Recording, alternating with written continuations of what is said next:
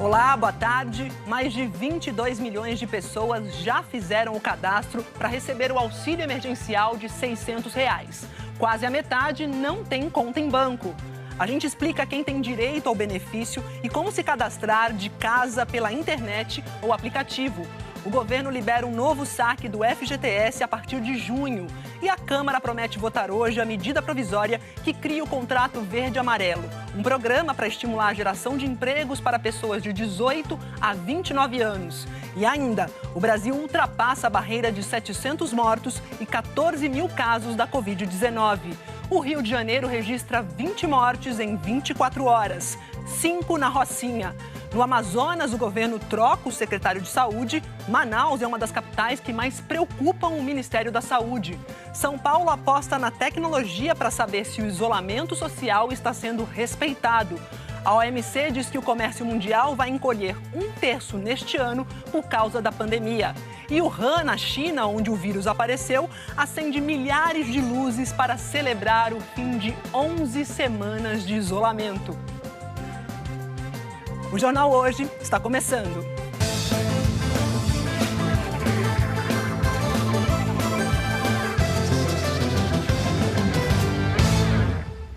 E a gente abre essa edição do Jornal Hoje falando de dinheiro esperado por muita gente, o auxílio emergencial de R$ 600 para os trabalhadores autônomos e informais. Bom, o governo diz que começa a fazer os pagamentos amanhã, então a gente vai direto a Brasília para conversar com a repórter Flávia Alvarenga, porque, Flávia, procura imensa, mais de 20 milhões de inscritos aí até o momento. Boa tarde para você.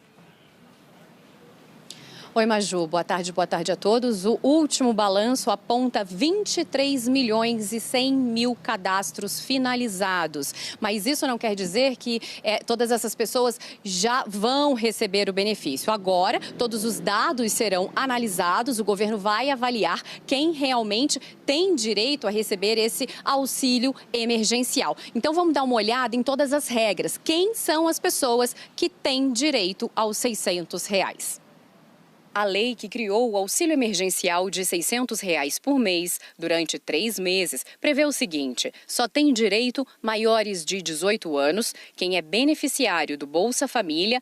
Neste caso, será avaliado qual benefício é melhor, não é cumulativo.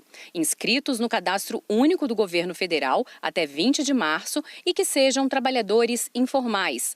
Contribuinte individual do INSS, trabalhador informal ou autônomo sem carteira assinada, microempreendedor individual e desempregados. E tem regra quanto à renda. A renda familiar mensal por pessoa não pode ser maior do que meio salário mínimo, R$ 522,50. Ou a renda total familiar não pode ultrapassar 3 salários, R$ 3.135. Não poderá receber o auxílio quem teve rendimentos tributáveis em 2018 acima de R$ 28 mil, quem está recebendo seguro-desemprego ou outro benefício previdenciário ou assistencial, exceto o Bolsa Família. O primeiro pagamento já deve ser amanhã, mas isso para aquelas pessoas que o governo já tem todos os dados, as pessoas que já estavam no cadastro único. Nessa primeira parcela, tem datas diferentes de pagamento. Agora a gente vai dar uma olhada o seguinte, porque quem não está no cadastro único precisa fazer uma inscrição. Vamos ver direitinho na reportagem como fazer essa inscrição e todos os outros detalhes. Hoje cedo teve fila na Secretaria Municipal de Trabalho e Assistência Social em Natal. Muita gente querendo informação sobre os R$ 600. Não tinha fiscalização para evitar que as pessoas se aglomerassem, mas não precisa sair de casa. É tudo pela internet, porque a ideia é justamente evitar a aglomeração. A inscrição para receber o auxílio precisa ser feita no site da Caixa, auxilio.caixa.gov.br. Basta clicar no botão Realize sua solicitação. Na próxima página, tem que ver se você se enquadra nos requisitos e marcar lá embaixo as 2 opções. Depois, clicar em Quero continuar, preencher a ficha e continuar. e seguir as instruções com cada página que for aparecendo. O CPF tem de estar com a situação regular na Receita Federal. Caso contrário, a pessoa não terá direito ao auxílio. A inscrição também pode ser feita por aplicativo no celular. Caixa Auxílio Emergencial ao Trabalhador. Até quem tem celular pré-pago e está sem crédito vai conseguir. Segundo o governo, está liberado. Tem uma central telefônica para tirar dúvidas. O número é o 111. Ao fim do cadastro, a pessoa recebe um código via mensagem de celular e é com este número que ela acompanha o processo. Mas como o dinheiro vai chegar para quem tem direito ao auxílio? As parcelas, cada uma de R$ 600, serão depositadas em conta, na Caixa Econômica Federal ou no Banco do Brasil. Quem tem conta em banco privado, a Caixa fará a transferência sem nenhum custo. E para quem não tem conta, a maioria, 30 milhões de pessoas, a Caixa vai abrir uma conta poupança social digital. Essa conta não exige documentos, não tem tarifa de manutenção, permite 3 transferências eletrônicas e não tem cartão. Quem é do Bolsa Família receberá os R$ 600 do mesmo jeito que recebe o benefício. Não precisa fazer nada. O Ministério da Cidadania e o presidente da Caixa Econômica Federal garantem que, quando os R$ 600 entrarem na conta, ficarão protegidos caso a pessoa esteja no cheque especial, por exemplo. O presidente da Caixa disse para o Bom Dia Brasil que conversou com os presidentes dos maiores bancos e que há acordo com a FEBRABAN, a Federação Brasileira de Bancos. Todos estão alinhados e não haverá, na minha opinião, nenhum tipo de cobrança e todos receberão os R$ 600 de maneira clara, independente de alguma dívida que tenham com algum banco. Já o Ministério da Economia e o Banco Central informaram que estão trabalhando para que o desconto sobre o valor depositado pelo governo não aconteça, mas não há uma resposta definitiva. O calendário do pagamento é o seguinte: quem já é do cadastro único e tem conta na Caixa ou Banco do Brasil, amanhã, 9 de abril. Conta em banco privado, 14 de abril. Quem está fazendo a inscrição para pedir o auxílio, o crédito entra em até 3 dias úteis após a inscrição e validação dos dados. Isso vale para a primeira parcela. Já a segunda será paga entre os dias 27 e 30 de abril. A terceira, entre 26 e 29 de maio. Para todos, exceto, é claro, os beneficiários do Bolsa Família. O Bolsa Família segue o calendário normal do programa. Os pagamentos são feitos sempre na segunda quinzena do mês. Em abril, entre os dias 16 e 30. Em maio, entre 18 e 29. E em junho, entre os dias 17 e 30. Deixa eu reforçar aqui uma coisa que a Flávia falou, é o seguinte: o trabalhador que tem direito ao auxílio precisa estar com o CPF regularizado, não é isso, Flávia? Na Receita Federal. É isso sim, Maju, porque se esse CPF não tiver regularizado, a pessoa não vai ter direito ao auxílio. Agora, em relação a esse dinheiro, né? O dinheiro vai ser depositado na conta poupança social digital. E mesmo assim, a pessoa fez a transferência, pagou as contas dela, mas se mesmo assim ela quiser tirar um dinheiro em espécie, ainda não vai poder não. A Caixa ainda vai divulgar um calendário. Isso lá para o final, por quê? Para evitar as aglomerações nos bancos. Voltando a falar do CPF, a gente tem agora imagens de Belém, no Pará. Muita gente foi até a Receita Federal para tentar regularizar a situação do CPF. A fila começou muito cedo, por volta de 8 horas da manhã, e chegou a dar volta no quarteirão. E o mesmo aconteceu em Fortaleza. Muita gente, portanto, preocupada com a situação do CPF. A Receita Federal informou o seguinte: não precisa ir presencialmente na Receita Federal. Essa situação do CPF pode ser regularizada por meio da internet.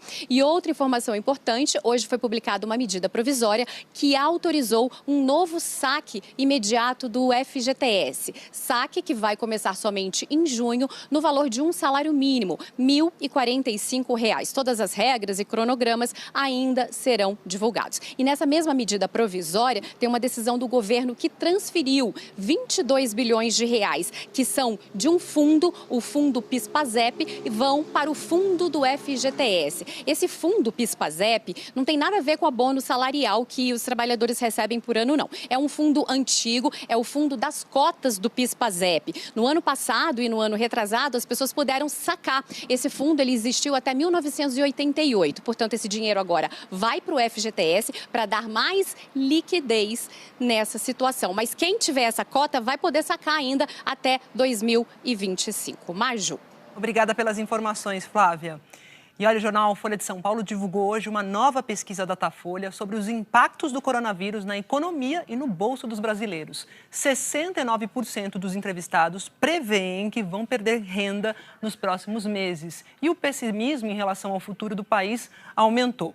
A margem de erro da pesquisa é de 3 pontos percentuais para mais ou para menos. Vamos ver os números. No dia 20 de março, 50% dos brasileiros acreditavam que o surto do coronavírus iria prejudicar a economia brasileira por muito tempo. Agora, esse número saltou para 56%. 44% diziam que a economia seria prejudicada por pouco tempo. Agora são 36%. A fatia dos brasileiros que dizia que a economia não seria prejudicada passou de 3% para 5%. 4% não sabiam. Agora são 3%. Já em relação à vida financeira dos brasileiros, em março, 28% diziam que o coronavírus iria ter um impacto por muito tempo. Agora são 37%. 45% dos entrevistados previam que o prejuízo seria por pouco tempo. E agora são 41%. Os que achavam que o surto de coronavírus não iria prejudicar a vida financeira eram 24%. E agora, 19%. 3% não souberam nas duas pesquisas. O Datafolha perguntou ainda se os entrevistados poderiam trabalhar em casa durante o surto de coronavírus. Em março, 46% dos entrevistados disseram que sim. Agora, esse número caiu para 33%. Já os que diziam que não eram 54%. E agora são 67%. Em março, 57% dos brasileiros diziam que a renda iria diminuir nos próximos meses por causa do coronavírus. Agora, 69%. E há um mês, 43% afirmaram que a renda não iria cair. Agora são 30%. O Datafolha também perguntou por quanto tempo os brasileiros conseguiriam se sustentar caso deixassem de receber salários e pagamentos hoje. Veja só as respostas.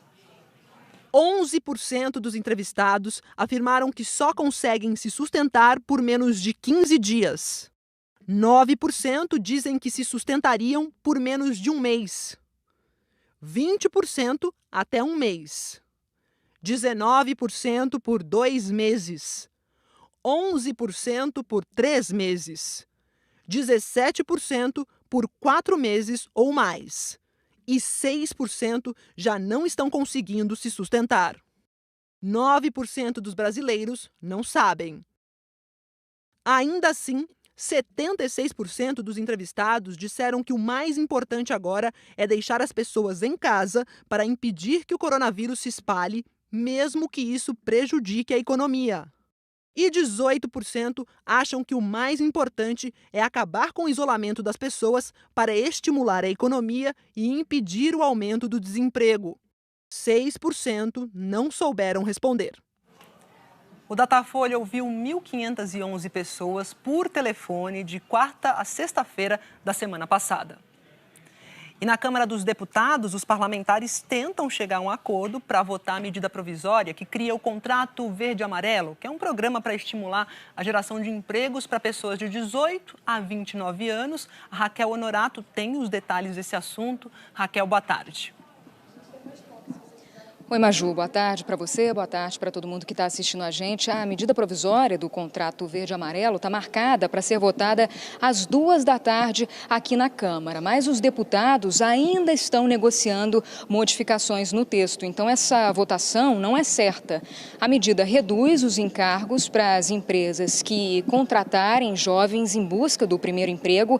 Ela foi editada em novembro do ano passado, antes da pandemia do coronavírus, mas ela é considerada importante justamente por incentivar as contratações nesse momento de crise. Na comissão, eles ampliaram também os incentivos aos trabalhadores com mais de 55 anos e que estejam há 1 ano sem emprego. Então, como eu falei, essa medida ainda tem que passar aqui pelo plenário da Câmara, depois pelo plenário do Senado, isso até o dia 20 de abril, se não perde a validade. Vamos ver os detalhes na reportagem.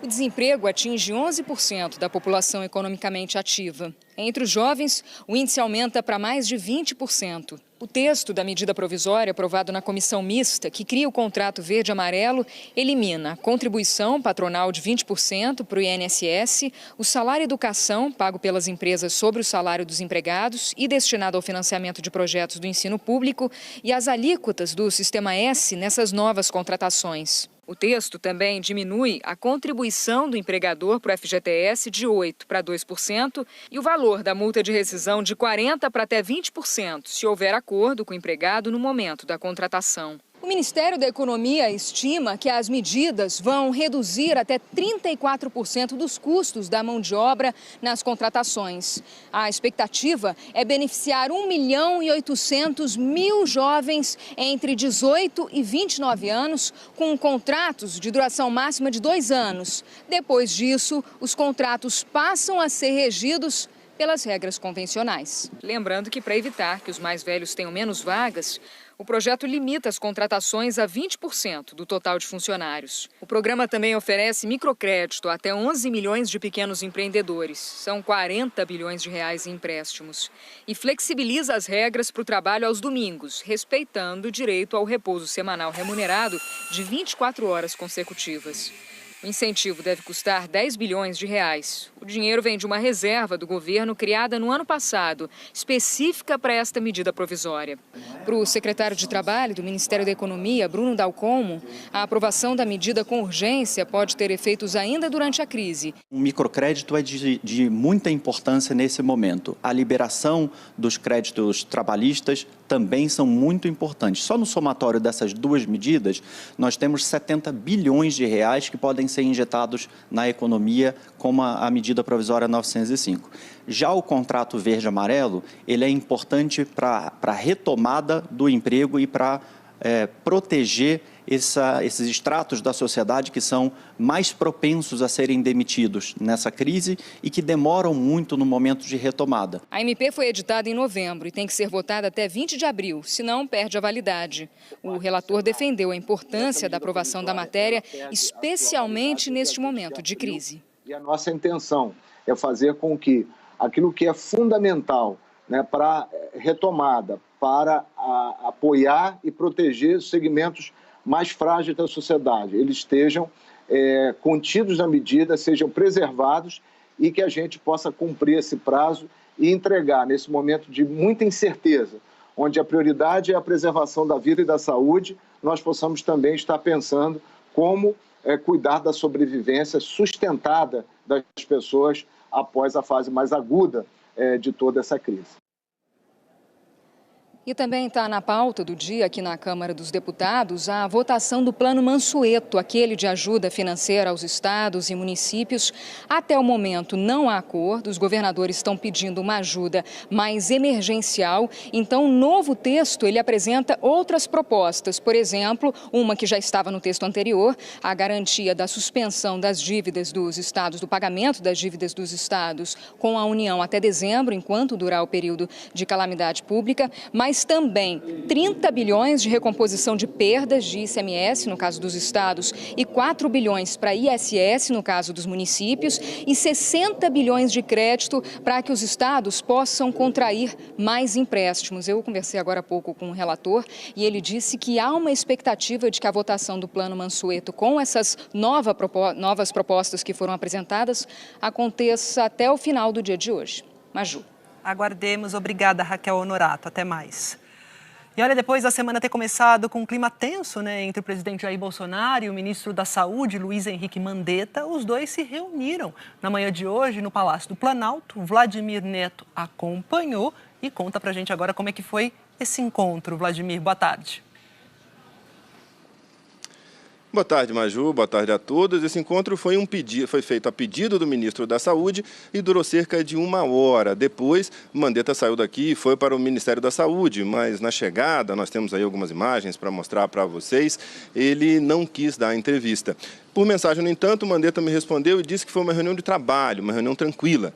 Fontes do Ministério da Saúde também dizem que foi um despacho normal para acertar alguns pontos e retomar o clima de trabalho. Essa foi a primeira reunião entre os dois, depois das especulações sobre a permanência de Mandetta à frente da saúde. E alguns ministros, como Braga Neto, da Casa Civil, foram fundamentais nessa reaproximação. Hoje, Mandetta, por exemplo, mostrou para Bolsonaro o plano de ação para os próximos dias e semanas. O governo estima que o número de casos vai continuar aumentando e está monitorando mais de perto alguns estados e cidades onde a incidência de casos está muito acima da média nacional. Caso de Manaus e Fortaleza, por exemplo. E um dos pontos mais importantes nessa discussão é a ocupação dos leitos hospitalares, principalmente de UTI. O governo está construindo uma ferramenta para monitorar em tempo real a lotação dos hospitais, tanto da rede privada quanto da rede pública, em todo o país. Outro ponto importante é o fornecimento de equipamentos de proteção para profissionais de saúde. Tanto que hoje o governo vai encaminhar para Roraima um lote de equipamentos de proteção individual, porque o estado também está sofrendo com uma alta incidência de casos da Covid-19. Maju. Obrigada, Vladimir. Você viu aí, Vladimir Neto relatando a conversa de Jair Bolsonaro com o ministro da Saúde. E a Andréia Sadi já está aqui no telão com a gente para falar sobre que Bolsonaro quer conversar também com presidentes de partidos, Sadi, quer erguer pontes. É isso? Boa tarde.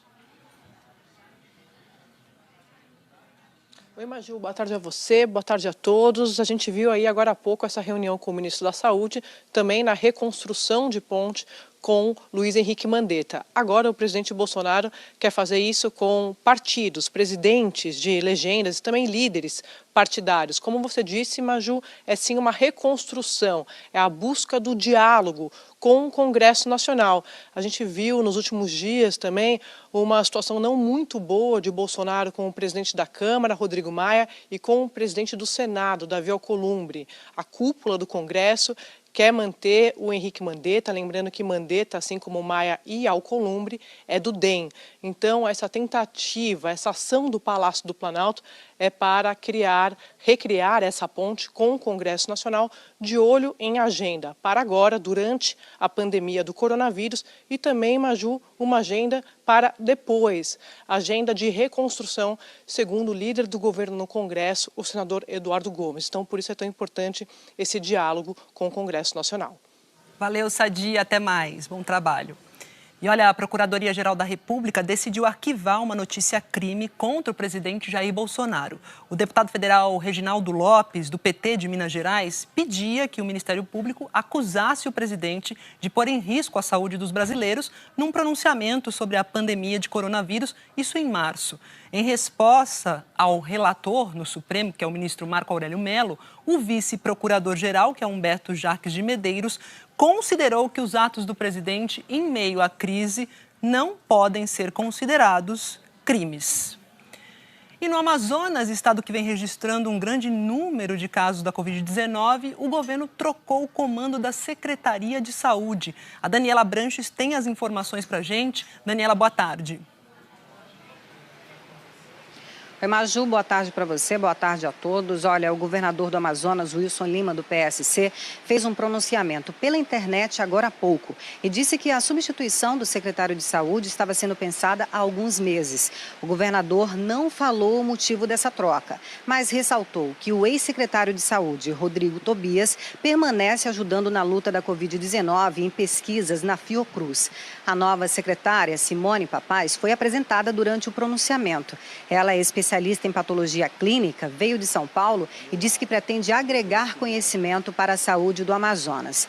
O estado tem confirmado 636 casos e 29 mortes por Covid-19.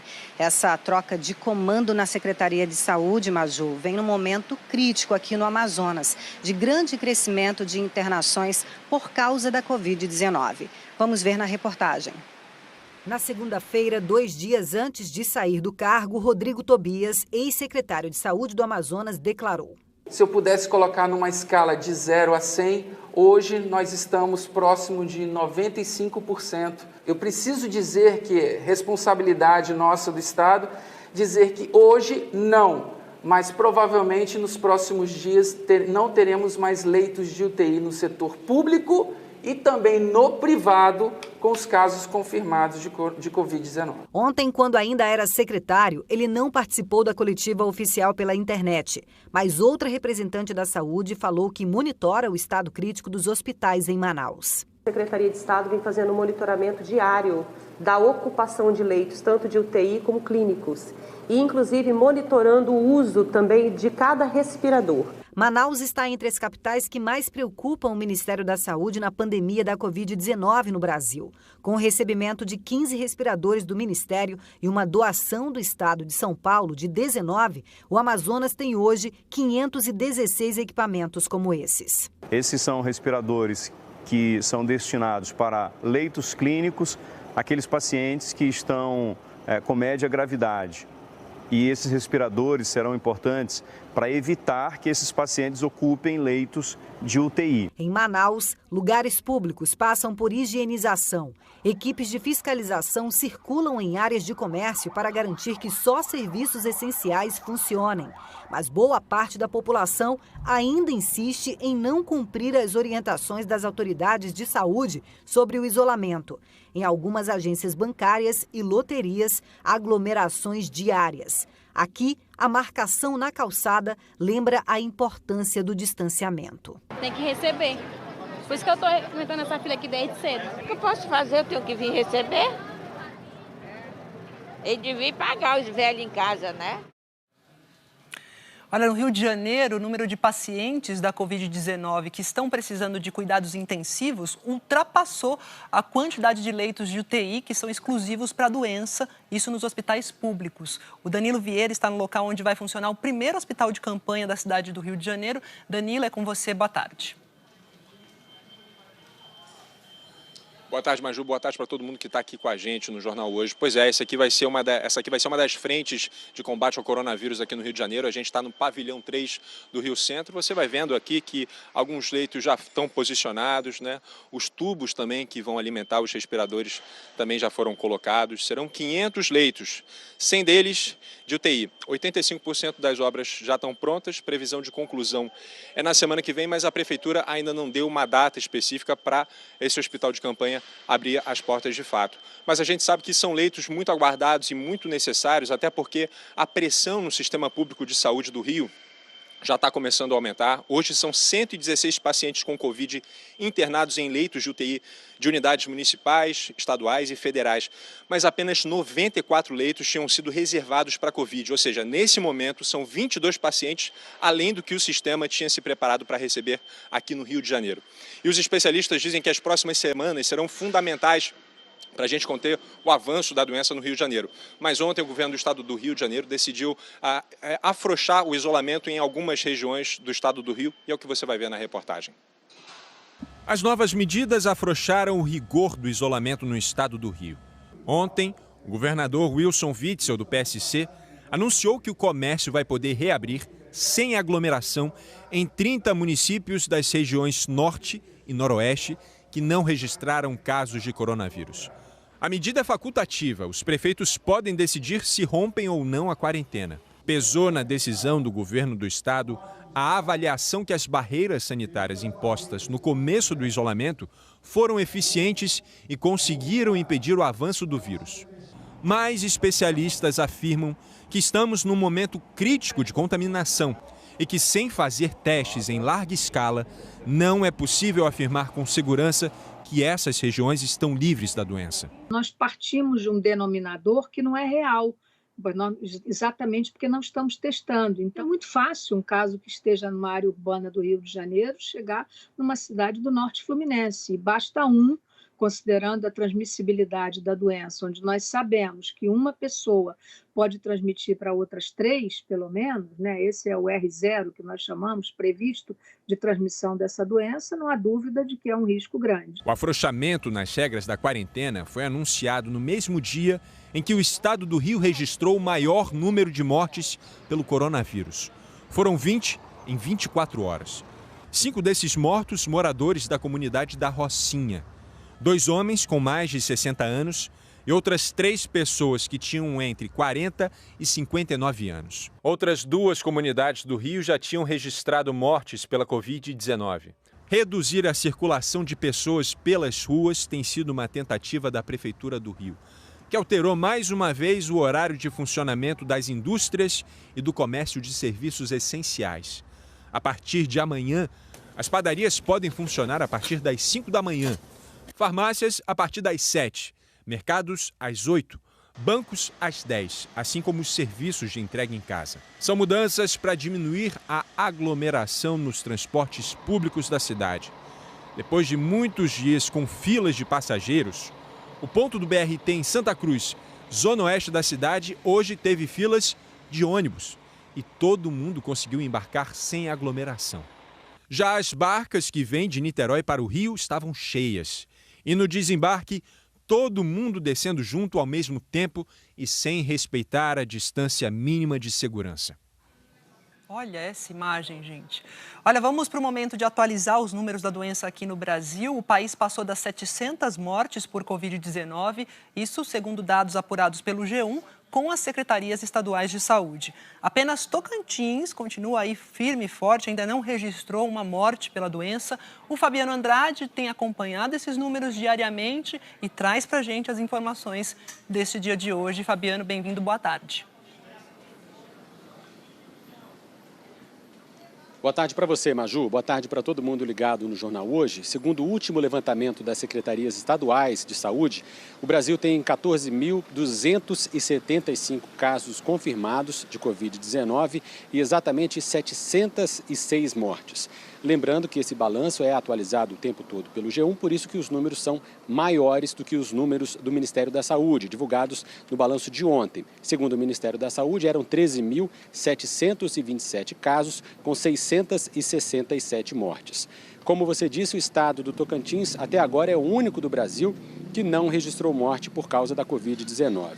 E sobre o paciente mais jovem a morrer por causa disso aqui no Brasil. A gente anunciou um rapaz de 23 anos no Rio Grande do Norte, um adolescente de 15 anos que morreu em Pernambuco e hoje tivemos a notícia de que um bebê com apenas 5 dias morreu no Rio Grande do Norte. Segundo a Secretaria Estadual de Saúde, a mãe dessa criança deu entrada no hospital no dia 2 de abril, com histórico de hipertensão, diabetes e obesidade. A criança nasceu prematura, com apenas 30 semanas, e morreu no dia 7.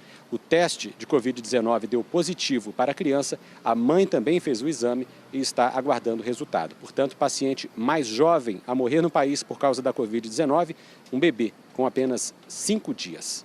Maju. Obrigada pela informação, Fabiano. A gente vai para Minas Gerais porque o prefeito de Belo Horizonte, o Alexandre Calil, do PSD, proibiu a entrada de ônibus de 150 cidades mineiras que não adotaram medidas de restrição para conter aí o avanço do novo coronavírus. O repórter Gabriel Sena, que sempre traz para a gente as informações lá de Minas Gerais, tem os detalhes. Gabriel, boa tarde. Boa tarde, Maju. A medida já está valendo. O decreto do prefeito está publicado no Diário Oficial do município e proíbe a partir de hoje em BH a circulação do transporte coletivo que vem de municípios que interromperam as medidas de isolamento social. Apenas o transporte individual de passageiros, como táxis, carros de passeio e ambulâncias, está permitido. A medida vale por tempo indeterminado ou até que essas 150 cidades retomem as restrições ao comércio local e mantenham a população em casa. Quem desobedecer as determinações do decreto poderá ser responsabilizado administrativamente e até criminalmente. A Prefeitura de Belo Horizonte vem intensificando as medidas de isolamento social para tentar criar uma barreira e reduzir a transmissão do coronavírus. Maju. Obrigada, Gabriel. Vou agora para o Maranhão, porque está limitada lá no estado a entrada e a saída de pessoas na região metropolitana de São Luís. Falo sobre isso com Alex Barbosa, que tem as informações. Essa medida vale agora na Semana Santa? Vai até quando, Alex? Boa tarde. Oi, Maju, boa tarde para você, boa tarde para todos. Essa medida já está valendo, o decreto já está valendo e vai até segunda-feira. Até lá, está proibido o serviço de transporte intermunicipal rodoviário de passageiros aqui em São Luís, na ilha de São Luís, que inclui tanto a capital quanto outros 3 municípios. Eu estou aqui na rodoviária de São Luís, que amanheceu praticamente vazia. E a justificativa para esse decreto é que 92% dos pacientes com a confirmação da Covid-19 estão na região de São Luís. E nesse período, muitas pessoas viajam para a capital ou para o interior para visitar parentes e isso aumentaria o risco de proliferação do vírus no restante do estado. Além da proibição de ônibus e também vans pela BR-135, que é a única via de acesso terrestre à ilha de São Luís, esses veículos também não poderão utilizar o ferry boat, que dá acesso mais rápido a algumas cidades do noroeste do estado. As viagens de ferry continuam, mas foram reduzidas a 1/3. Continuam recebendo passageiros a pé e também veículos particulares. Mas a prioridade é para ambulâncias, caminhões, viaturas policiais e também profissionais da área de saúde. A multa para quem descumprir esse decreto pode chegar a até R$5.000, além da apreensão do veículo. E a pessoa ainda responde criminalmente. A pena pode chegar até 1 ano de prisão. Lembrando que em São Luís há 230 casos confirmados da Covid-19 e 11 pessoas morreram. Maju. Obrigada, Alex. Agora a gente fala da chegada do vírus, a comunidades indígenas, porque foi confirmado hoje o primeiro caso de infecção de um índio Yanomami pelo novo coronavírus. Ele está internado no Hospital Geral de Roraima e o repórter Igor Duarte tem as informações. Igor, boa tarde.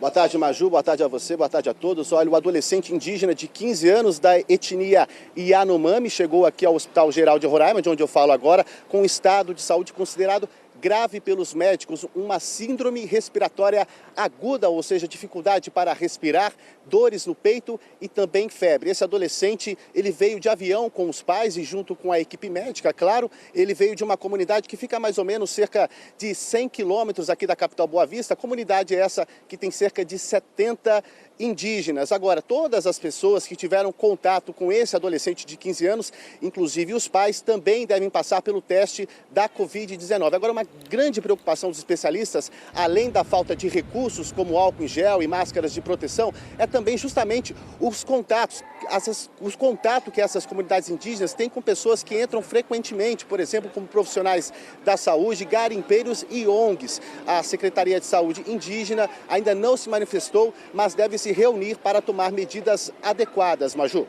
Muito obrigada, Igor. E o governo de São Paulo está monitorando sinais de celulares para saber se a população está respeitando a recomendação do distanciamento social. Para especialistas do mundo todo, a melhor estratégia neste momento para diminuir o contágio da Covid-19 é evitar aglomerações. E o repórter Tiago Scheuer está na central que recebe todos esses dados dos celulares e vai explicar para a gente direitinho o que são esses telões e mapas aí atrás de você. Tiago, boa tarde. Oi, Maju, boa tarde para você e para quem nos acompanha aqui no JH. Esse centro aqui de monitoramento fica na sede, então, do governo paulista, o Palácio dos Bandeirantes. Vamos falar, então, desses telões atrás de mim, são dados bem interessantes para a gente ficar atentos. Este aqui mostra no estado de São Paulo, veja só, o índice de isolamento cidade por cidade. Igaratá, que fica a 70 quilômetros da capital paulista, está com 76% de índice de isolamento. Veja só, a capital aparece em 18º lugar, 53%. Como é que chegam a esses números? Com base nos dados fornecidos por uma operadora de celular, que tem aí quase metade da fatia de todo o mercado. Aqui a gente tem gráficos, desde o dia 3 de março. Você vê que esse gráfico mostra os números. Quanto maior o número, significa que mais gente está ficando em casa. Então veja só que a gente tem aqui, por exemplo, ontem 53% era o índice de isolamento, isso aqui na cidade de São Paulo. E também tem divisão aí por classe social, por faixa etária, para a gente entender. PSC. Esses outros dados já mostram algo mais macro. Isso aqui, aí sim, é com base no GPS do celular. Veja só, por exemplo, Rio de Janeiro, 56,2% a taxa de isolamento, 52,3% lá em Minas Gerais, Bahia com 51,4%, lembrando que os dados são de ontem, descendo para Santa Catarina, 52,4% e Mato Grosso, 49,5%. Pará com 52,5%. Veja que com base, no celular, todo mundo sai com o celular de casa ou fica em casa com o celular. Então eles pegam mais ou menos um raio de 200 metros para considerar se você está saindo ou não de casa. Se o seu celular ficar só naquele raio de 200 metros, aí sim esses dados consideram que você não saiu de casa e, aliás, é inseparável o celular nessa época. Em época de quarentena, álcool gel e celular ficam se revezando nas mãos. Aliás, o telefone também tem se tornado um parceiro ainda mais indispensável nesses tempos. Pagar conta, falar com o meu patrão que está do outro lado, conversar com os amigos, que às vezes pode estar mais na casa. E se além dessas facilidades todas, os nossos celulares também servissem para monitorar os momentos em que a gente sai de casa durante a quarentena? Pois é, praticamente todo mundo leva junto o aparelho nessas horas. E aí o governo do estado de São Paulo resolveu começar a usar os dados que os nossos próprios celulares fornecem quando a gente está em movimento ou até quando a gente está parado. Cientistas de dados do governo estão trabalhando com uma empresa de georreferenciamento e uma operadora de celular. Os sinais dos aparelhos são agrupados e enviados para essa sala de monitoramento. De acordo com os técnicos, quando um grupo de celulares se movimenta a mais de 200 metros, é sinal de que a quarentena não foi respeitada. Não existe alguém olhando o GPS dentro do celular com nível de precisão de metros. Tá? O que a gente faz é sinalização entre as antenas para entender se a pessoa anda, se o aparelho se locomove mais do que esses 200 metros. E aí a gente sai com esses índices de isolamento e aglomeração. Este gráfico mostra a porcentagem de pessoas que, de acordo com o governo paulista, respeitaram o distanciamento social nas últimas semanas. Repare que no dia 12 de março o índice era 28%. Isso foi aumentando. No dia 20, quando a Prefeitura de São Paulo fechou o comércio, a taxa subiu para 44%. No dia 24, quando o estado todo entrou em quarentena, o índice praticamente se estabilizou acima dos 50%. Essas informações foram divulgadas hoje, em primeira mão, pelo Bom Dia São Paulo. Ontem, em entrevista coletiva, o coordenador do Comitê de Contingenciamento de Combate ao Vírus em São Paulo disse que esse índice ainda precisa aumentar. Se nós conseguirmos aumentar o distanciamento social para 70%, o número de leitos disponíveis no estado de São Paulo será suficiente para essa primeira onda epidêmica. O monitoramento divide as opiniões de quem precisa sair de casa para trabalhar na quarentena. Um pouco invasivo, no meu ponto de vista, mas nessa questão também eu entendo, porque tem pessoas que não respeitam. Eu acho bom, porque mesmo as pessoas afastadas dos serviços com a quarentena, elas acabam saindo de casa sem necessidade. Mas o governo de São Paulo afirma que a privacidade está garantida. O que nós vamos fazer com isso, além de mostrar para a população o que está acontecendo, é começar a informar através de envio de mensagens, SMS, para a população em sua vizinhança, há casos suspeitos ou não há, reforce suas medidas de higienização e o mais importante, a mensagem do Fique em Casa, que para a gente é muito, muito fundamental nesse momento de controle da pandemia. Olha, muitas cidades brasileiras não registraram nenhum caso de Covid-19, mas isso aí não quer dizer que elas estejam livres da doença. Quem vai explicar para a gente isso é a repórter Bruna Vieira. Oi, Bruna, boa tarde. Oi, Maju, boa tarde a você que nos assiste. É que uma família de Itapecerica da Serra, aqui na região metropolitana de São Paulo, sentiu isso muito de perto. 3 parentes foram internados e acabaram morrendo com suspeita da Covid-19. Hoje de manhã, uma semana depois da morte, a família foi avisada de que um dos casos era sim confirmado, do novo coronavírus e está aguardando agora o resultado dos outros 2. Mas os 3 parentes, eles foram internados quando não se havia ainda notícia ali do coronavírus na cidade, O município não tinha reportado ainda nenhum desses casos. Então, é o oficial aí sendo atropelado pela vida real, Hoje o estado de São Paulo tem uma fila de 17 mil amostras de testes aguardando pelo resultado para saber se aquela pessoa tem ou não tem o novo coronavírus coronavírus. E agora a gente vai mostrar para você a história dessa família, 3 irmãos de Itapecerica da Serra que morreram, a Salete, o Paulo e o Clóvis. O Paulo e o Clóvis não tinham nenhum comprometimento da saúde, a Salete tinha diabetes. Você vai saber agora um pouco mais a história dessas pessoas que desejam deixar um alerta aí para a gente. O álbum da família Vieira é a grande lembrança dos 7 irmãos unidos. 3 deles, Paulo, Clóvis e Salete, já não estão mais aqui. O novo coronavírus entrou na história dessa família depois de um churrasco que comemorou o aniversário da esposa do Paulo, a Vera, em Itapecerica da Serra, na Grande São Paulo. A vida de todas as pessoas corria normalmente, não havia isolamento, não havia indicativo de quarentena, era um dia normal, os comércios estavam todos abertos. A festa foi no dia 13 de março. 2 dias depois, alguns parentes começaram a ter sintomas da Covid-19. E isso aconteceu com metade dos cerca de 25 convidados. No dia 1º de abril, Salete morreu aos 60 anos. No dia seguinte, Clóvis, de 62.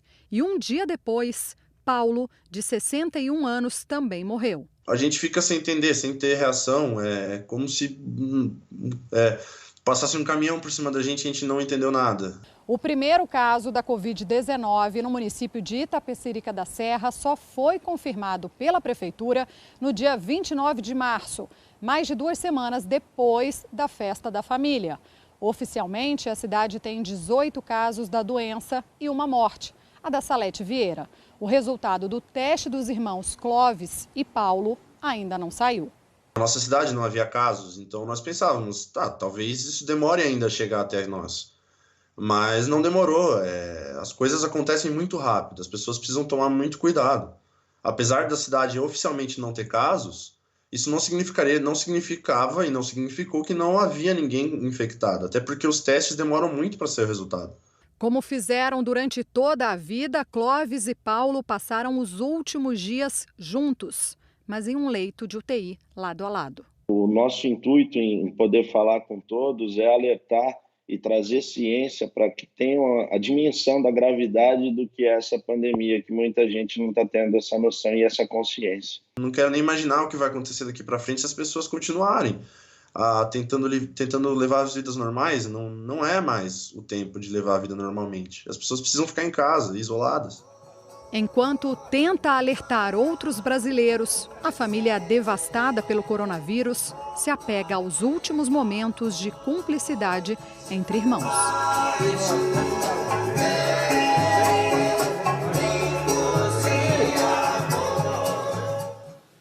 Obrigada pelo alerta da família e força para ela e para todas as outras famílias que perderam alguém.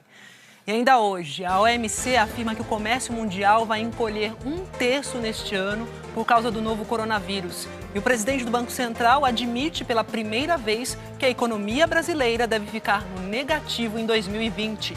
E a seguir, o Banco da França afirma que o país teve recessão no primeiro trimestre. O primeiro-ministro Boris Johnson passa mais uma noite na UTI. E o avanço da epidemia entre a população negra nos Estados Unidos. A gente volta já já.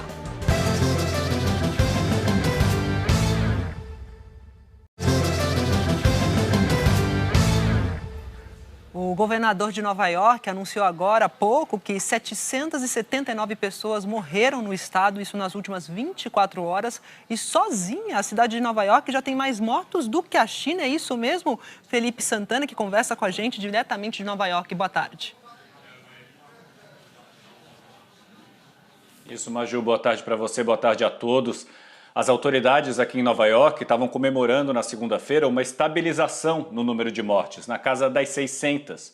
Mas esse número subiu de novo para 731 ontem e hoje, como você disse, 779 pessoas morreram nas últimas 24 horas. O governador Andrew Cuomo disse agora há pouco que o número de mortes vai continuar a subir, porque tem muita gente usando respiradores agora. E, segundo o governador, quanto mais tempo você fica no respirador, menor é a chance de sobrevivência. Mas o governador Andrew Cuomo também disse que o distanciamento social está funcionando e que não pode parar, porque o número de hospitalizações diminuiu. E a gente vai ver o impacto na diminuição do número de mortes só mais para frente.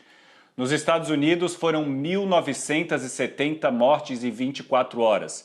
Com isso, já quase 13 mil em todo o país. E uma nova onda da doença agora atinge regiões rurais do país, onde muita gente acreditava que a Covid não chegaria. E quem mais morre em todo o país nesse momento são negros e pobres. Em Chicago, 70% dos mortos são negros. Em Nova Orleans, o cenário é idêntico. 70% dos mortos são negros, apesar de serem apenas 30% da população. Não é uma questão de raça, mas de classe. Como aqui nos Estados Unidos não existe saúde pública, quem tem menos dinheiro evita procurar médico porque a conta depois pode endividar a pessoa para o resto da vida. Isso dá espaço para o desenvolvimento de doenças que deixa a pessoa mais suscetível à Covid-19. Essa foi a explicação do Dr. Anthony Fauci, da Força Tarefa da Casa Branca no combate à pandemia. A prefeita de Chicago, Lori Lightfoot, primeira negra a ser eleita para o cargo, disse que o alto número de mortes entre a população negra é resultado de décadas de desigualdade, do racismo estrutural e da falta de oportunidades econômicas para essa população. Aqui em Nova York, o maior número de casos está no Queens, mas o maior número de mortes no Bronx, o bairro mais negro da cidade. De acordo com o prefeito Bill de Blasio, a maior porcentagem entre mortos está na população hispânica, com 34%, seguida dos negros, com 28%. Só o estado de Nova York, onde moram 20 milhões de pessoas, já tem mais casos confirmados do que toda a Itália, com 60 milhões de pessoas. A Califórnia, o primeiro estado a decretar o isolamento social, tem um número muito mais baixo. O governador Gavin Newsom disse ontem que o estado garantiu 200 milhões de máscaras por mês para os profissionais de saúde. É uma quantia extraordinária em meio à escassez global de máscaras. O prefeito de Los Angeles anunciou que, a partir de sexta-feira, todo mundo que trabalha em serviços essenciais vai ter que usar máscaras obrigatoriamente. Isso vale para caixas de supermercados, atendentes de farmácia, taxistas, entre outros. Os empregadores vão ficar responsáveis por providenciar as máscaras ou então reembolsar seus funcionários. Aqui em Nova York, o prefeito Bill de Blasio anunciou que recebeu 600 mil máscaras do governo federal e que isso dá para uma semana. Hoje de manhã, o prefeito também disse que a necessidade de respiradores tem diminuído. Antes, eram necessários 200 a 300 novos por dia e esse número caiu para 100. Olha, e mesmo diante desse cenário caótico, dessa situação sem precedentes, o presidente americano Donald Trump ameaçou congelar a contribuição do país para a Organização Mundial da Saúde. Eu vou falar sobre isso com a Raquel Carrembu, que está em Washington. Raquel, como é que é isso, né? Mesmo ele reforçando a gravidade dessa pandemia, ele fez essa ameaça.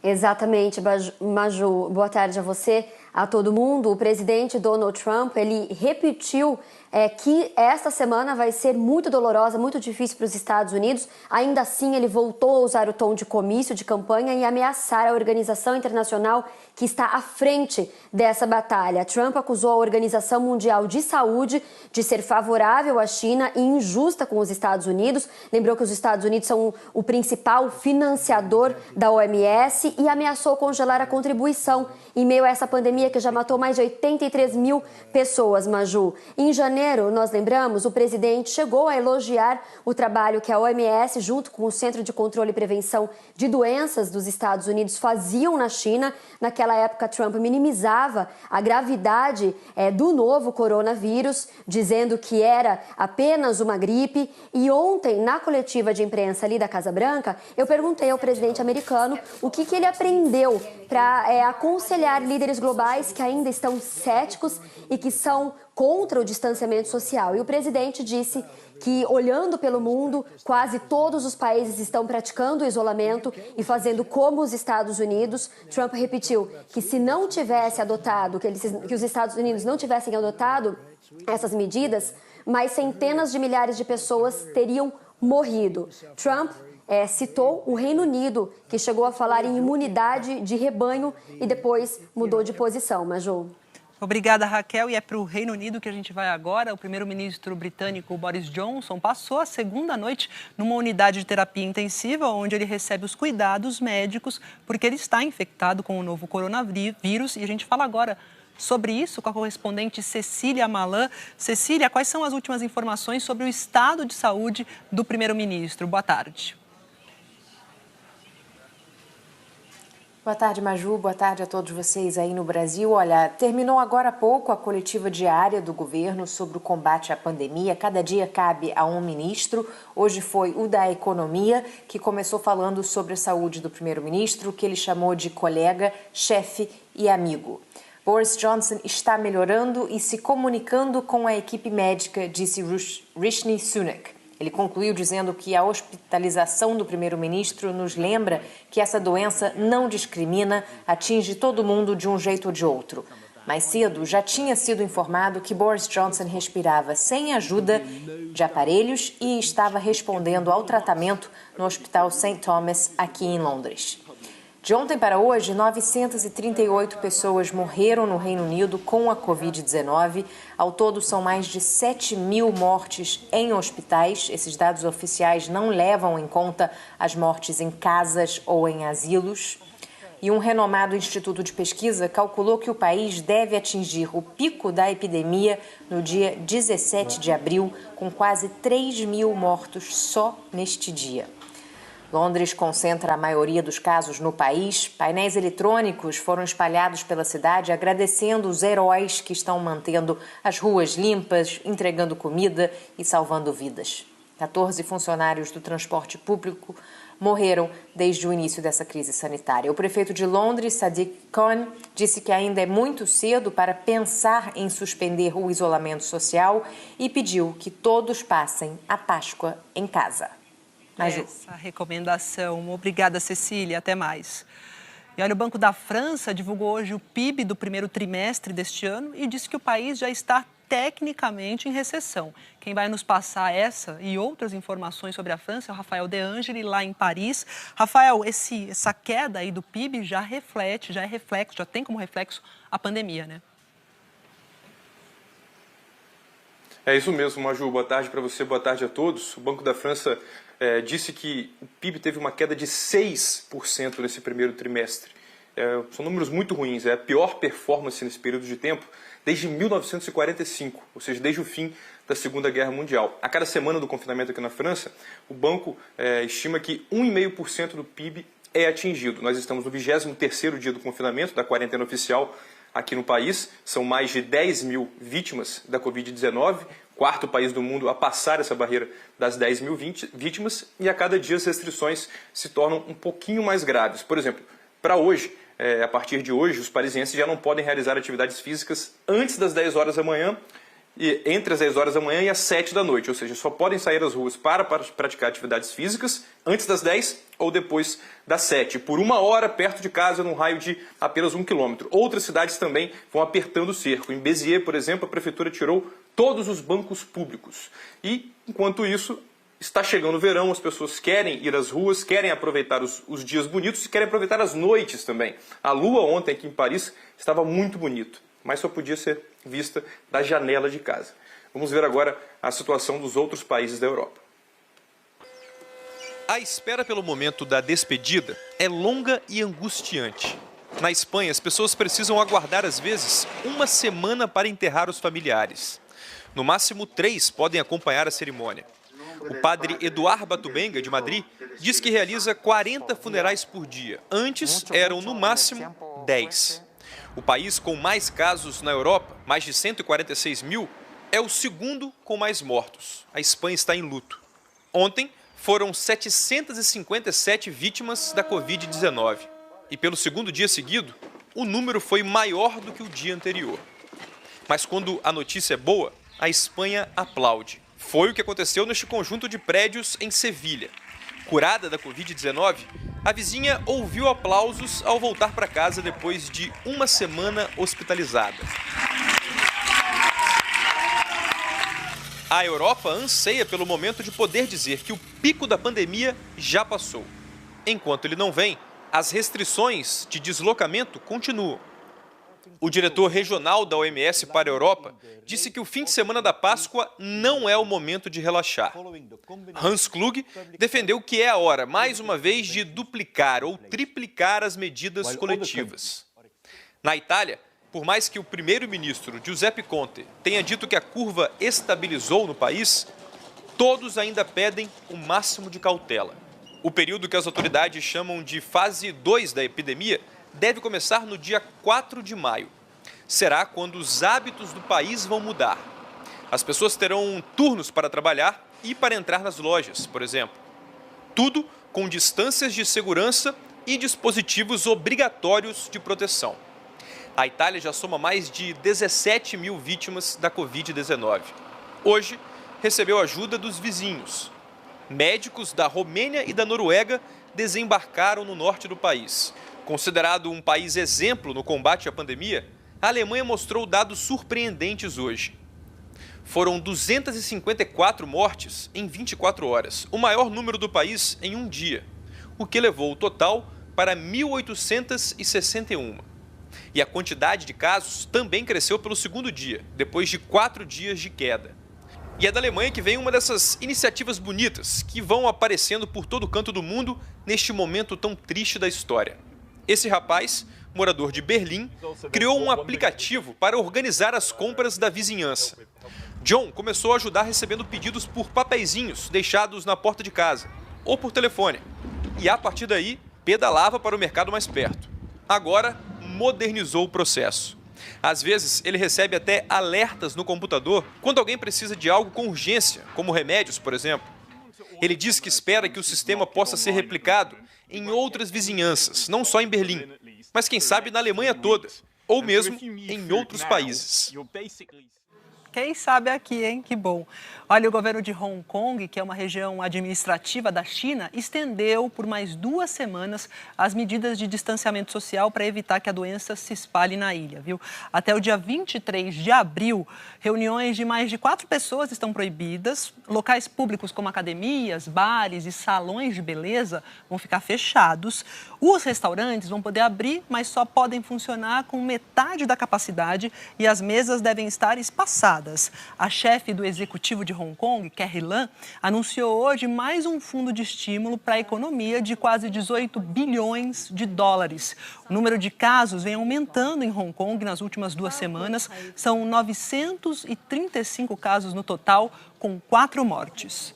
Agora é hora de falar do Japão, porque o estado de emergência começou a valer em 7 províncias lá no Japão. A rotina mudou para 60 milhões de pessoas, entre elas os habitantes de Tóquio. E, enquanto isso, o Han, que é o epicentro da Covid-19 na China, saiu hoje do isolamento. O silêncio da metrópole não vem apenas das tradicionais casas de karaokê fechadas. E parece ser quebrado apenas pela sirene das ambulâncias. Tóquio tem 14 milhões de habitantes. Somadas as províncias no entorno da capital, são 37 milhões de pessoas que passaram a conviver hoje com o estado de emergência. Esse vendedor de uma loja de roupas disse que os funcionários iam se reunir hoje com a loja fechada pela última vez, antes de só retomar as atividades daqui a um mês. Logo ali atrás há uma avenida que é cheia de prédios comerciais, então muita gente trabalha ali e vem para cá, para essa ruazinha, que tem muitas opções de restaurante. Ela fica bloqueada ao acesso dos carros entre meio-dia e 1 da tarde. Hoje a gente percebe que tem gente andando por aqui, mas o movimento caiu muito. E um dos motivos está aí, ó, o cliente tentando entrar no restaurante, mas ele está fechado. O fechamento de restaurantes na hora do almoço não é obrigatório, mas o horário de funcionamento deve ser restrito, o que foi adotado por alguns comerciantes. Esse grupo, que trabalha no mesmo escritório, disse que aqueles restaurantes que costumam frequentar não abriram. Eles também explicaram que a empresa dividiu os funcionários em grupos para que seja possível trabalhar de casa alguns dias da semana.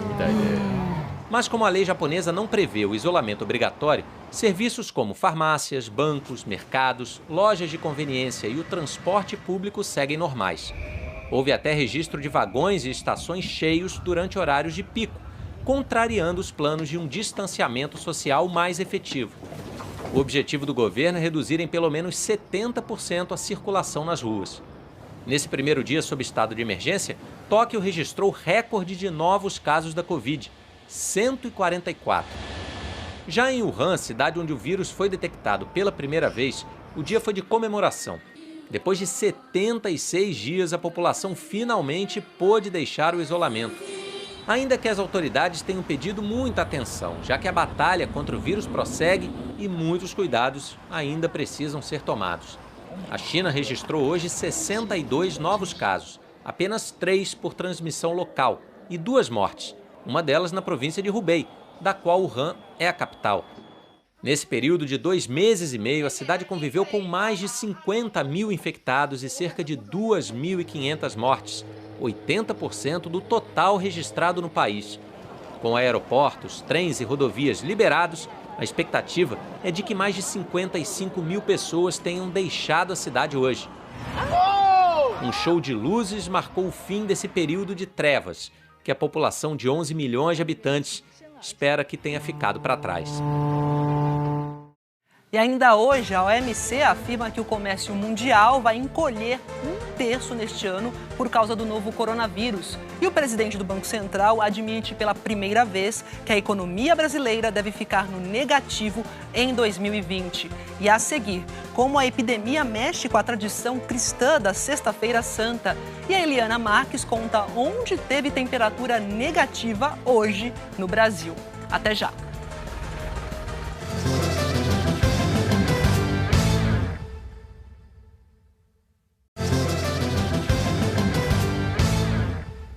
E as feiras livres de Goiânia voltaram a funcionar, mas com novas regras. E a repórter Ludmila Rodrigues conta pra gente o que mudou agora. Ludmila, boa tarde.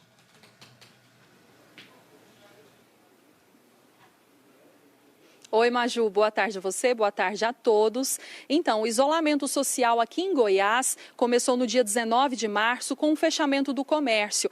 E as feiras livres chegaram a ficar 17 dias sem funcionar. Mas agora elas voltaram com boas normas de conduta que devem ser respeitadas pelos 150 mil feirantes espalhados nas 246 cidades do estado. E nessas novas regras, a limpeza dos alimentos é rígida desde a saída do depósito até a hora da venda. Veja na reportagem.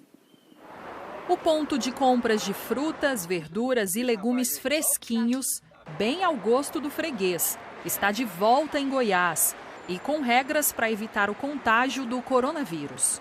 A higiene pública, nós temos que fazer nossa parte. O feirante tem que ter o gel, tem que usar máscara, lavar as mãos para poder atender seu cliente. A limpeza dos balcões, balanças e demais utensílios foi reforçada.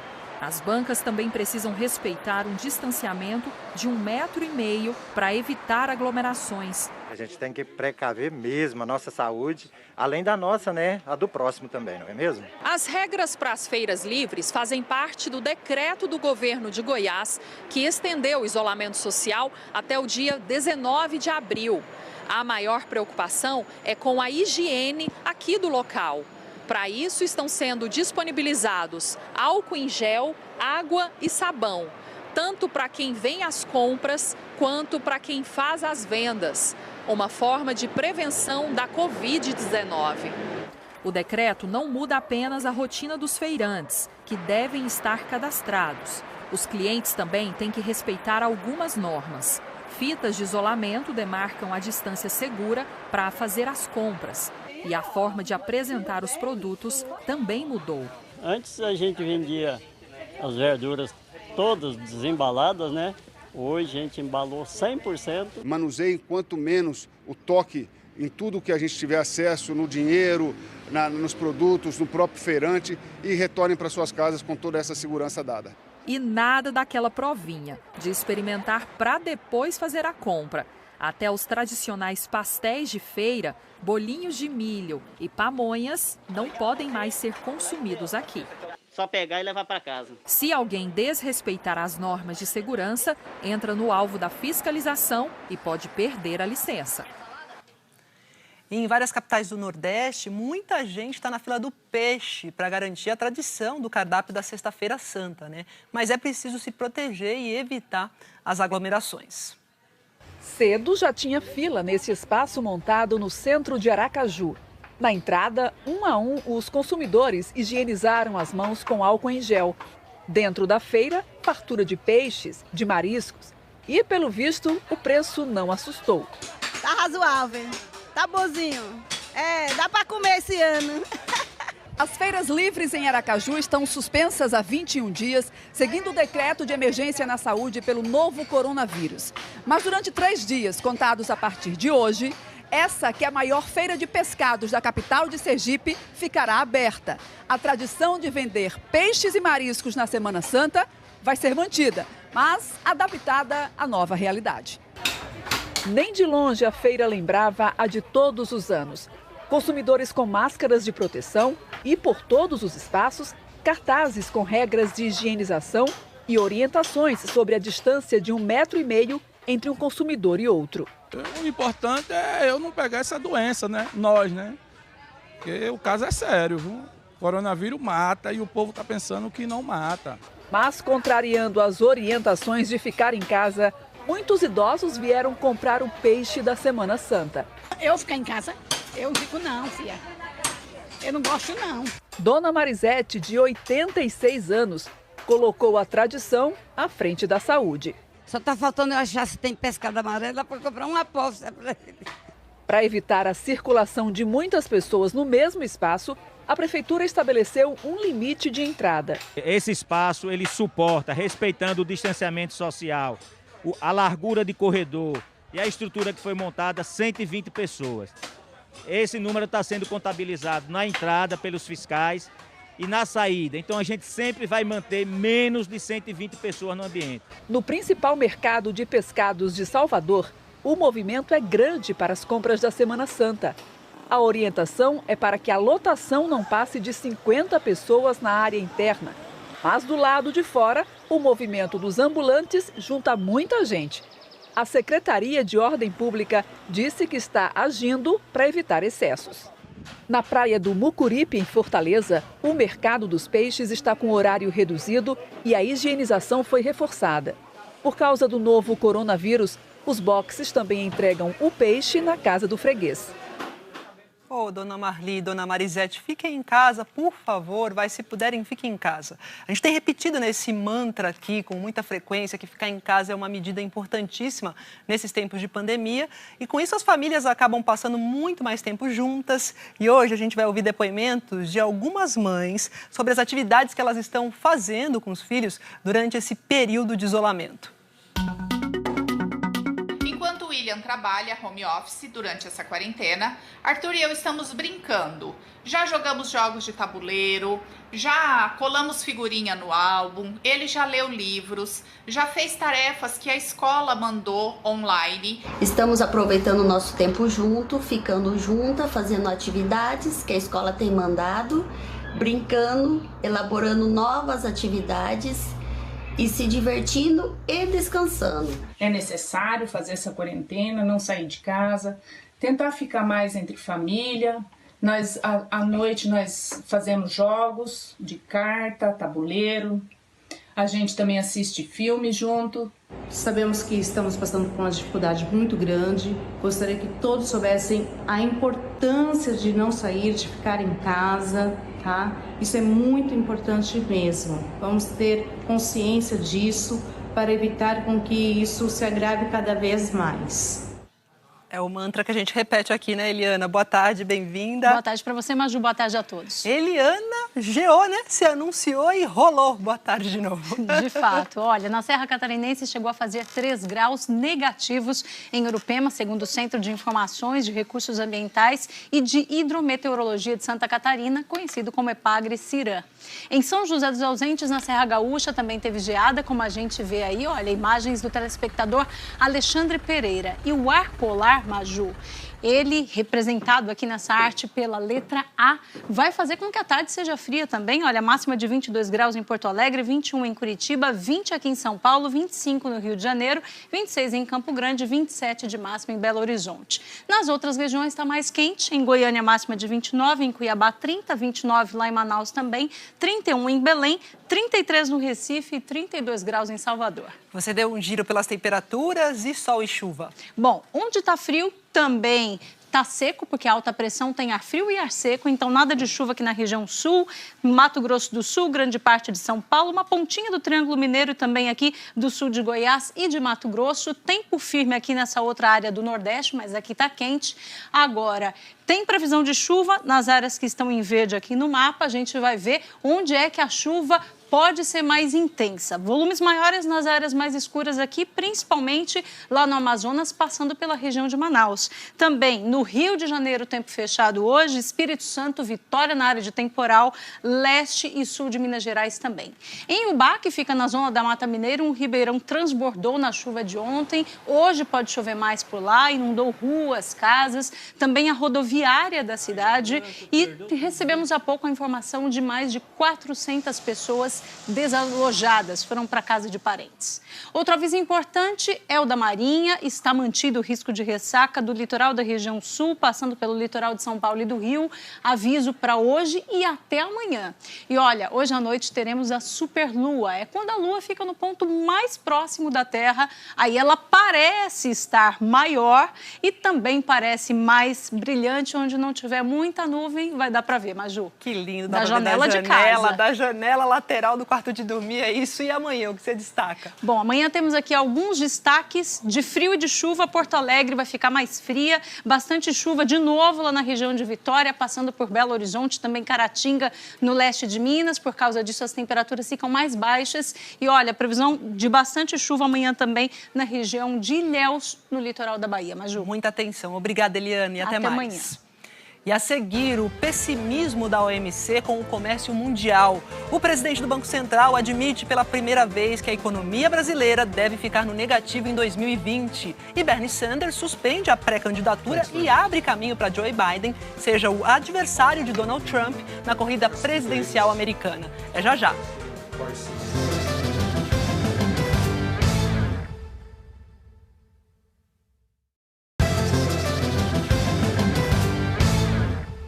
O pré-candidato democrata Bernie Sanders desistiu de concorrer à presidência dos Estados Unidos. A gente volta a falar com a Raquel Carrembu em Washington. Raquel, a situação dele já estava complicada, né? Impedido aí de sair para fazer campanha. Conta mais pra gente. Exatamente, Maju. O senador Bernie Sanders, ele já estava impedido de fazer comícios, também de se encontrar com os eleitores dele por causa da pandemia do novo coronavírus, e ele reconheceu que se tornou impossível vencer a indicação do Partido Democrata. Ele disse, Maju, que foi uma decisão dolorosa e difícil, mas que o movimento dele por justiça, saúde e educação para todos continua. Então, com essa decisão, resta agora apenas um pré-candidato do Partido Democrata na corrida pela presidência, o ex-vice-presidente Joe Biden. E Bernie Sanders disse que vai trabalhar com Biden para avançar a agenda progressista dele e disse que, unidos, eles vão derrotar Donald Trump, a quem ele chamou de presidente mais perigoso da história. A convenção do Partido Democrata, Maju, que vai oficializar Biden como candidato do partido, foi adiada para agosto também por causa da pandemia. E a eleição presidencial, nós lembramos, acontece em novembro. Maju. Obrigada, Raquel. E o diretor-geral da Organização Mundial da Saúde, o Tedros Adhanom, criticou hoje a politização do combate à pandemia de coronavírus. A nossa correspondente, a Bianca Rotier, acompanhou de lá essa entrevista. Ela sempre traz as informações da OMS. Oi, Bianca, boa tarde. Boa tarde para você, Maju. Boa tarde a todos. O recado foi claro. Para enfrentar o novo coronavírus, o planeta precisa se unir. Essa mensagem foi para o mundo todo, mas em especial ao presidente americano Donald Trump, que ontem criticou a OMS. O diretor-geral da Organização Mundial da Saúde relembrou todos os passos tomados desde que a OMS foi notificada sobre o surto do novo coronavírus na China há 99 dias. O chefe da OMS revelou que vem recebendo ataques racistas e até ameaça de morte, mas afirmou que não tem tempo a perder com críticas diante de vidas sendo perdidas. Sobre acusações de que seria próximo demais da China, disse que respeita todos os países membros da mesma forma. Lembrou que os Estados Unidos e a União Soviética, em plena Guerra Fria, se juntaram para combater a varíola e cobrou que agora Estados Unidos e China se unam para lutar contra esse novo inimigo. Quando eu perguntei sobre uma possível consequência de os Estados Unidos suspenderem a contribuição para a OMS, como Donald Trump ameaçou, Tedros Adhanom disse que acredita que o país vai continuar a enviar ajuda financeira. Ele aproveitou para agradecer o apoio americano até aqui. Tedros Adhanom reforçou várias vezes: a pandemia não deve ser usada politicamente. Nas palavras dele, quarentena para a politização da Covid-19. Maju, foi um apelo por união, um pedido por solidariedade. Boa essa quarentena aí também. E Bianca, vamos mudar de sigla aqui, de OMS, vamos para a OMC, que é a Organização Mundial do Comércio. Disse hoje, né, que o comércio mundial pode encolher mais de 30%, isso nesse ano, por causa dessa situação de pandemia. E você conversou, né, com o diretor-geral da OMC, o brasileiro Roberto Azevedo. Conta pra gente o que ele disse, o que ele falou sobre o futuro da economia.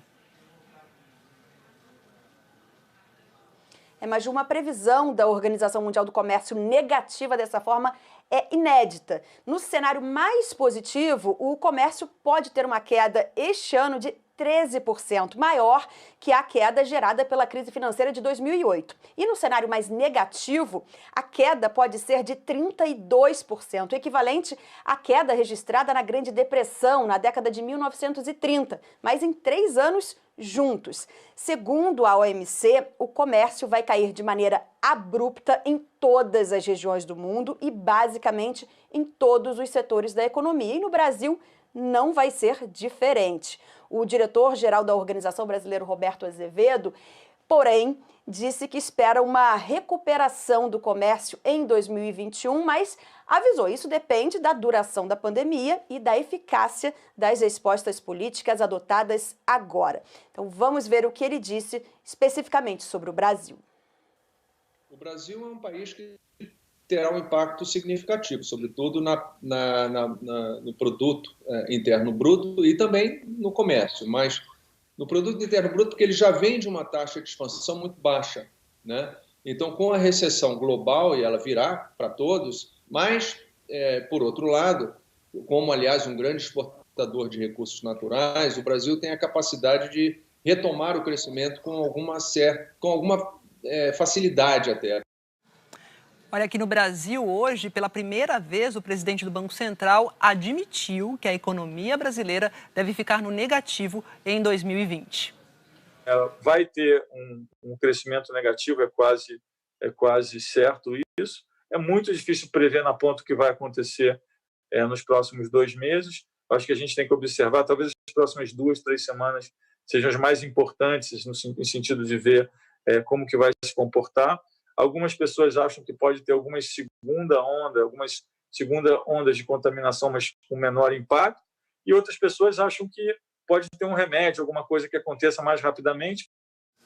Agora vamos falar da África, porque o número de casos de Covid-19 por lá já passa de 10 mil. A diretora regional da Organização Mundial da Saúde alertou sobre um novo fronte de combate à doença. Ela disse que a Covid-19 tem o potencial de causar milhares de mortes e também devastação econômica e social na África. Os países do continente com maior número de casos até o momento são a África do Sul, a Argélia e o Egito. E no México, um avião chegou da China trazendo materiais hospitalares. O México recebeu ontem à noite um carregamento com 10 toneladas de insumos médicos vindos da China.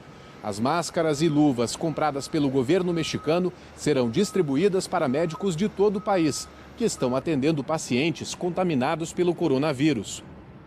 Cerca de 160 argentinos formaram uma fila hoje cedo em frente à embaixada do país em Assunção, em busca de ajuda para voltar para a Argentina.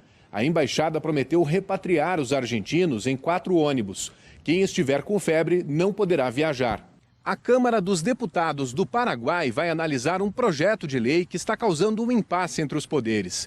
O governo propôs cortar pela metade o dinheiro distribuído aos municípios, para que o caixa do Ministério da Saúde fosse reforçado.